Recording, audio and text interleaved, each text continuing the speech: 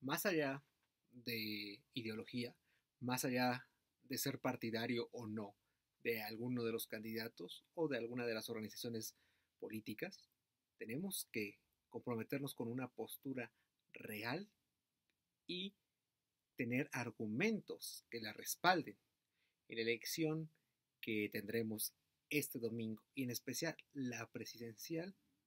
Se discute mucho de si el puntero en las encuestas será el inminente ganador, y algunos otros dicen que no, que puede haber ahí cierto manejo que nos llegue a dar una sorpresa.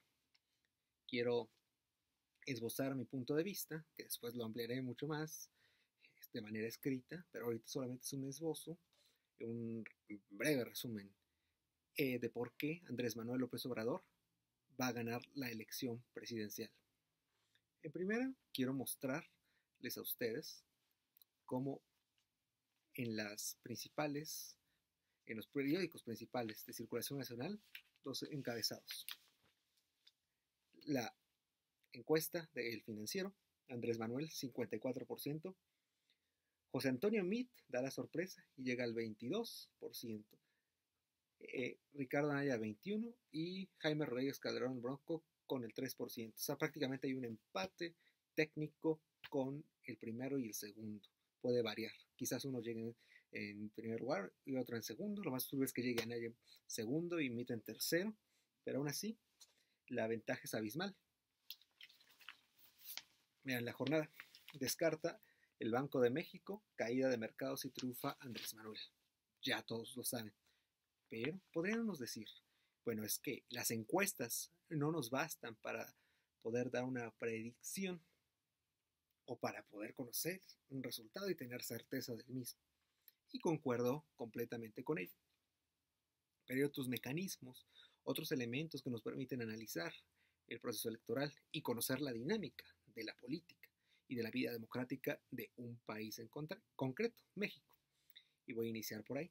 Nuestra transición a la democracia, existe un consenso de que inicia en el 77.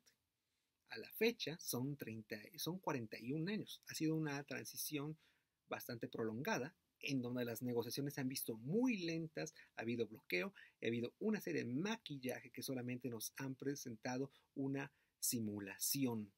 Es decir, han paliado los problemas y el descontento ciudadano es muy grande. Eh, por ejemplo, si vemos la tendencia que hay en el subcontinente latinoamericano, es que del 98 a la fecha, al 2014, es decir, en un lapso de 16 años,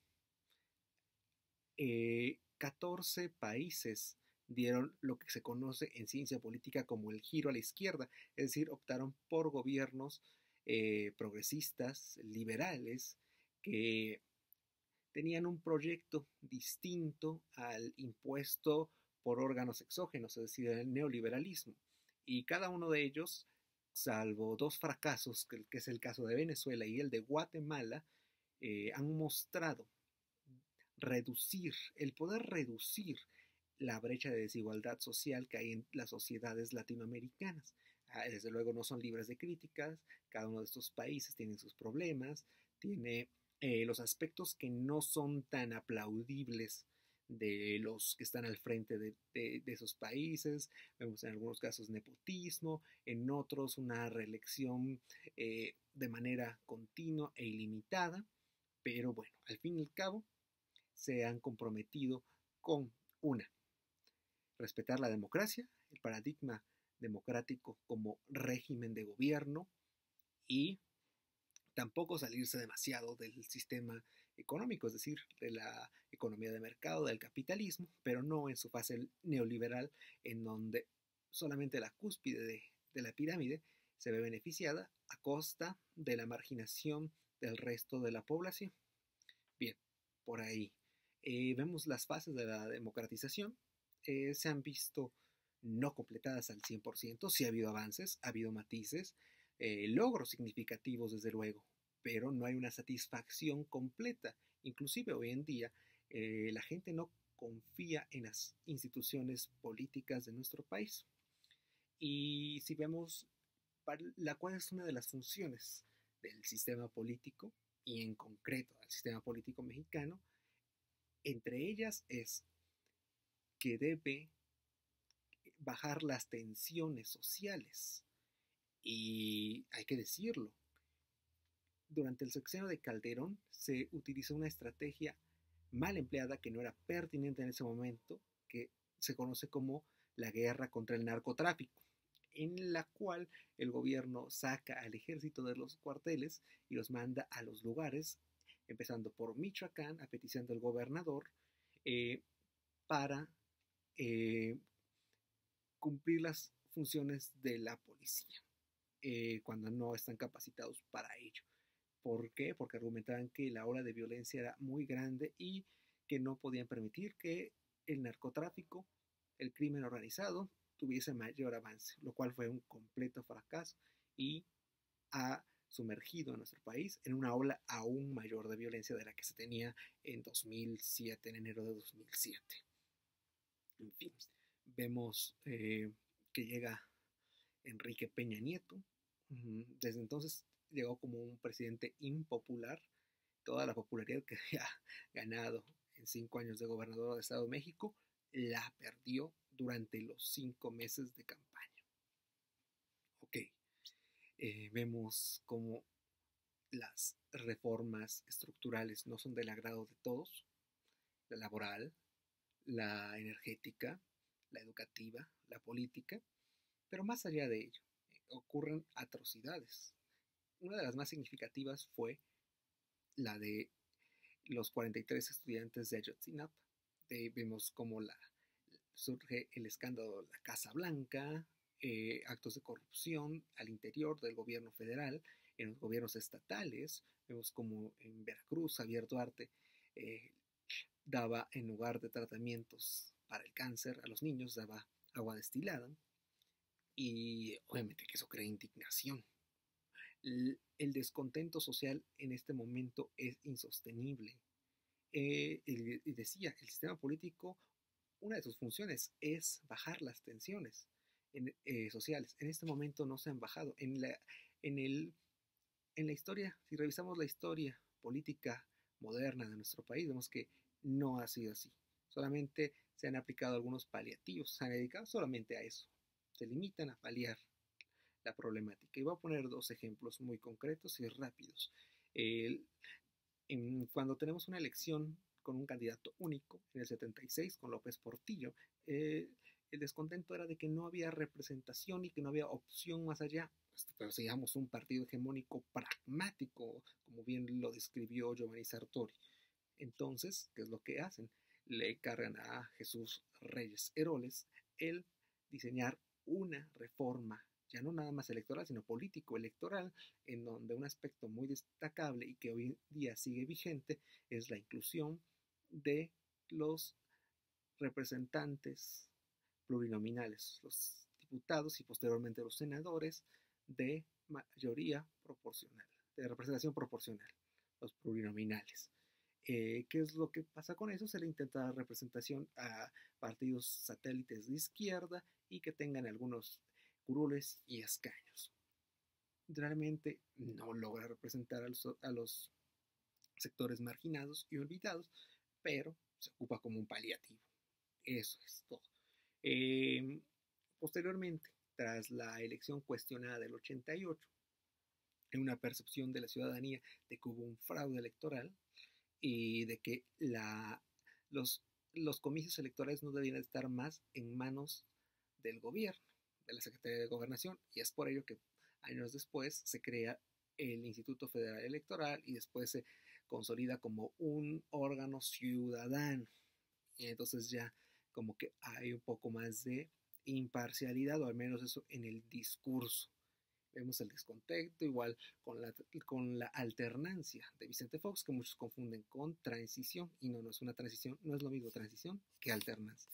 Pero vimos que realmente Fox no hubo un cambio de paradigma para bien de la población.